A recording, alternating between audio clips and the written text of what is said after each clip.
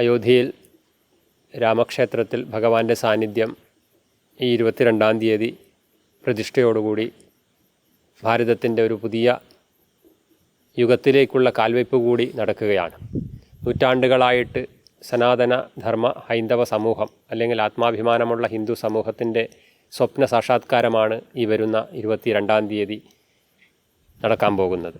അതിൻ്റെ ഭാഗമായിട്ട് അയോധ്യയിൽ നിന്നും ലഭിച്ചിട്ടുള്ള അക്ഷതം നമ്മുടെ ഓരോ ഗ്രാമങ്ങളിലും ഓരോ ഹൈന്ദവ ഭവനങ്ങളിലും ഭഗവാന്റെ പ്രസാദമായിട്ട് എത്തിക്കുക എന്നുള്ള ഒരു ദൗത്യം ഏറ്റെടുത്തുകൊണ്ട് അതിൻ്റെ ഭാഗമായിട്ടാണ് ഇന്ന് അത് അല്പദിവസം പൂജാ സംവിധാനങ്ങളോടുകൂടി പ്രതിഷ്ഠിച്ച് അതിനുശേഷം അതിൻ്റെ ഉത്തരവാദിത്തപ്പെട്ട വളണ്ടിയർമാർ മൊത്തം ഹൈന്ദവ സമൂഹം അത് ഏറ്റെടുത്തുകൊണ്ട് ഓരോ ഗ്രാമങ്ങളിലും എത്തിച്ചേർന്ന് അവരുടെ ഗൃഹങ്ങളിൽ അത് നൽകിക്കൊണ്ട് അയോധ്യയുടെയും ഭഗവാന്റെയും ചരിത്രങ്ങളുള്ള ലഘുലേഖയും ഈ പ്രസാദവും നൽകുന്നൊരു ചടങ്ങിൻ്റെ ഭാഗമായിട്ടാണ് നമ്മളിവിടെ ഇന്നിപ്പോൾ ഈ ഒരു ചടങ്ങ് നിർവഹിച്ചിട്ടുള്ളത്.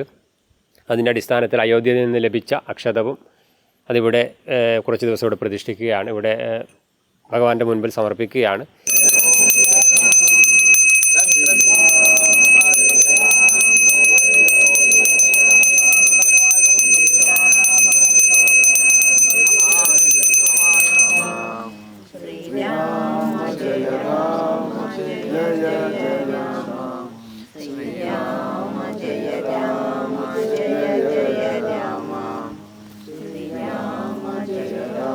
ശ്രീരാമ ജയ രാമ ജയ ജയ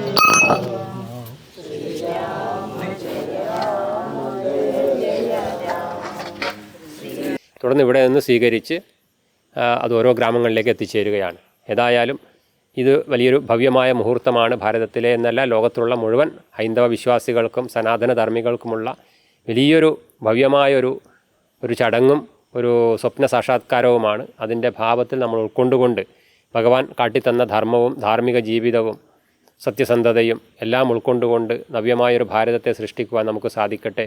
അതിന് ഈശ്വരൻ്റെയും ഗുരുപരമ്പരയുടെയും അനുഗ്രഹം ഉണ്ടാവട്ടെ എന്ന് പ്രാർത്ഥിച്ചുകൊണ്ട് നിർത്തുന്നു. ഹരി ഓം.